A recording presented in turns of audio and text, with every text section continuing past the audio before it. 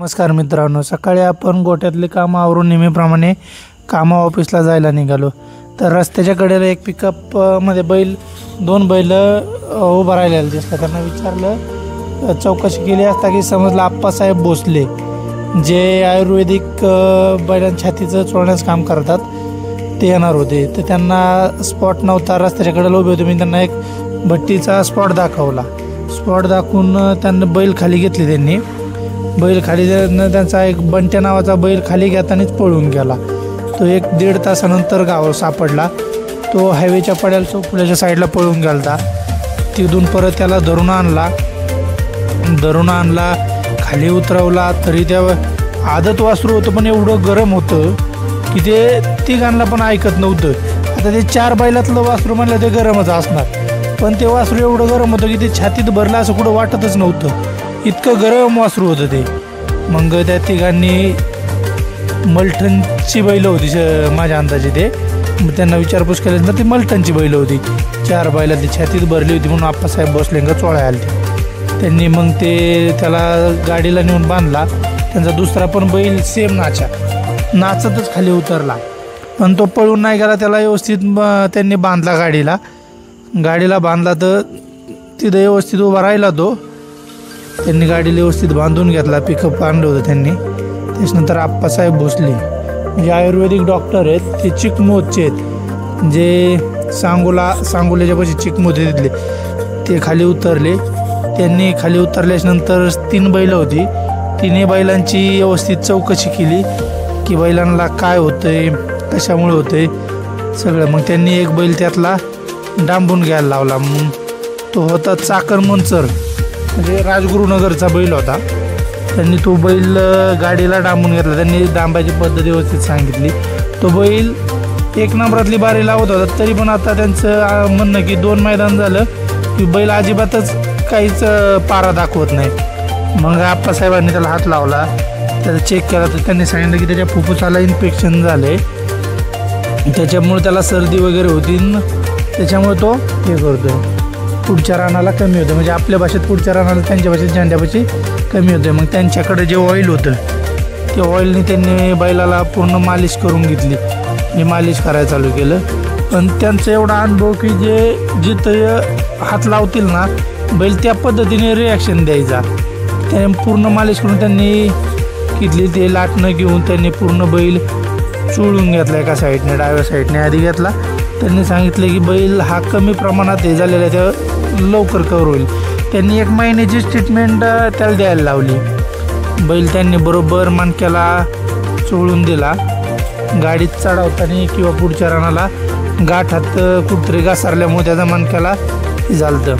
त्या फुफ्फुसाची चिन्हाची 3-4 कारणं त्यांनी दिली की, आणि त्यांनी सांगितलं की पावसाळ्यात पळून घालायचं नाही, पण यांनी बैल मोकळा होईल ह्या उद्देशाने राजगुरूवाल्यांनी त्याला पवनी घातला. पण ते पावसाळ्यात पवनी घातल्यामुळे त्याला सर्दी होऊन फुफ्फुसाला इन्फेक्शन जास्त प्रमाणात झालं. आप्पासाहेबांनी त्याची व्यवस्थित ट्रीटमेंट केली. तुम्ही पाहू शकता व्हिडिओमध्ये. त्याला जिथं मार लागला किंवा हे झालं तिथं तो बैल हात लागला की असा लपायचा, म्हणजे व्यवस्थित. आधी तुम्ही बैल एवढा शांत आलता की तो 4 व्हायलातला बैल कुठल्या अँगलने वाटतच नव्हता, एवढा म्हणजे हे झालता. त्या छातीत पूर्णपणे बैल लय शांत आलता. त्याच्यानंतर आप्पासाहेबांनी त्याची पूर्णपणे मालिश केली. त्यांनी लगेच दाखवलं की छातीत भरलेलं कोण कशी, की त्यांनी जिथं छातीला हात लावला की तुम्हाला दिसत असेल की बैल असा पुढच्या पाय लगेच असं वाकवत होता. त्यांनी त्या शिरा पण ना हे झालं तर छातीसूज पूर्णपणे त्यांनी हे केलं. त्यानंतर त्यांनी त्याची साईड बदलायला लावली की मग उजव्या साईडनी पण त्यांनी ते औषध टाकलं. त्यांनी छाती चेक केली त्याची. तर हा बैल थोड्या प्रमाणात असल्यामुळे ते बोलले की हा बैल लवकर कव्हर होईल. मग त्यांनी तो बैल पूर्ण चोळून बाजूला घेतला. जी मलटणची जी 2 बैल आली त्याच्या मालकाचं नाव शौर्यदादा सागराप्पा दंड होते. बैलगाडा संघटनेची ती 2 बैलं होती. त्यात हा मैसुरी बैल मोठा होता. हा पूर्णपणे त्या भागातला 1 नंबरातल्या बाऱ्याला आवत बिडवत होता. कंटिन्यू घाटाचा राजा होत होता. सगळं म्हणजे त्या भागात त्याला तोड नव्हता. मोठ्या गाड्या मालकाचा दंडवटे बैलगाडा संघटना म्हणजे ही सुरूर भागातली मोठी बैलगाडी संघटना आहे, त्यांचा पण बैल आला होता. त्यांचा बैल तर छातीला हात लावला की फक्त बसायचाच उरत होता. पण ज्यावेळेस त्यांनी डॉक्टर आप्पासाहेब भोसले यांनी त्याला पूर्णपणे हात लावून चोळून घेतला, त्यावेळेस समजलं की तो पूर्णपणे छातीत भरला आहे, सूज आहे त्याला फुफ्फुसाला. मग आप्पांनी त्या साईडने लगेच ह्या साईडला त्याला दुसऱ्या साईडने हे गेला, त्याला लाटण्याने आणि पूर्णपणे बैल म्हणजे इतका छातीत भरला होता की हात लावलं की तो खाली बसायच्या पोझिशनला जायचा, की फक्त दाव्याच्या साह्याने बसत नव्हता, बसता येत नव्हतं म्हणून बसला नाही तर त्याने जर दावी नसती तर तो छातीला हात लावलं बसला असता. नंतर चोळून झाल्याच्यानंतर आप्पांनी त्याला चालायला लावला, की त्याला एक राऊंड आणायला लावला. तर बैल बऱ्यापैकी तुम्ही व्हिडिओमध्ये पाहू शकता की बैल बऱ्यापैकी जाग्यावर आलता. त्याच्यानंतर आली पाळी बंटी शेटची. बंटी शेटने आधी 1 तास पूर्णपणे आम्हाला दमावलं होतं, सुटून गेलता चौफुल्याच्या साईडला, त्या कॅनलच्या त्याच पट्टीवरून पडलेल्या साईडला पळून गेलता. त्याच्यानंतर बंटी शेटला आप्पांनी म्हणजे पाहिलं की आप्पा म्हणले की इतकं गरम वासरू मी आजपर्यंत पाहिलं नव्हतं, की हे कसंच आपल्याला गाडीला डांबून द्यायना. बराच वेळानंतर गाडीला डांबण्यासाठी पण आमचा अर्धा 1 तास खाल्ला, की 3 दावी टाकून सुद्धा ते वासरू आम्हाला गाडीला डांबता लवकर आलं नाही. सगळी म्हणजे वासरा जवळ गेलं की वासरूला थाणायचं, वासरू कसंच आम्हाला डांबून देत नव्हतं.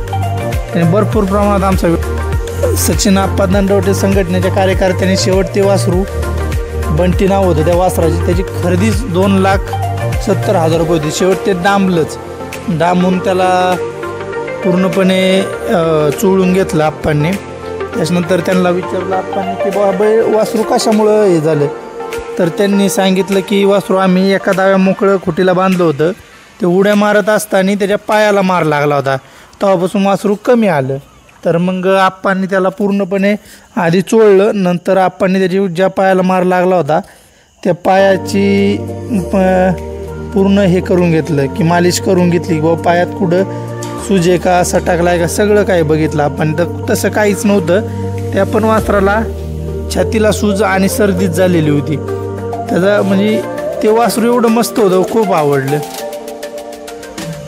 नंतर आप्पांनी त्याला व्यवस्थित करून चोळून बिळून वासराला दिला आप्पांनी. नंतर आम्हाला सगळ्यांना माहिती सांगितली की बाबा छातीत भरण्याचं मूळ कारण काय, जर आपण एखाद्या वासराला चांगला बैल घातला आणि तो बैल जर पळाला नाही आणि वासराने जर पूर्ण गाडा किंवा छकडं जर ओढलं तर वासरू छातीत भरतं. त्यामुळं मापाटापातलीच बैल घालीत जा.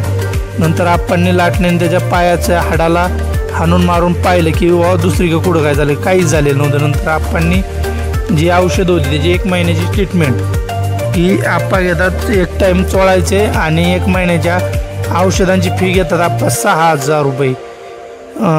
फी थोडी जास्त वाटते, पण आप्पांचं जे काम आहे ते खूप चांगलं काम आहे. बैलगाडी क्षेत्रात कितीतरी बैल टॉपची त्यांनी छातीत भरलेली व्यवस्थित परत रुटीनला आणली. आप्पांनी पूर्णपणे ते औषध कसं द्यायचं, काय करायची पूर्ण आम्हाला माहिती सांगितली, कोणती पावडर कशा पद्धतीने द्यायची. धन्यवाद आप्पा तुमच्या कार्याला.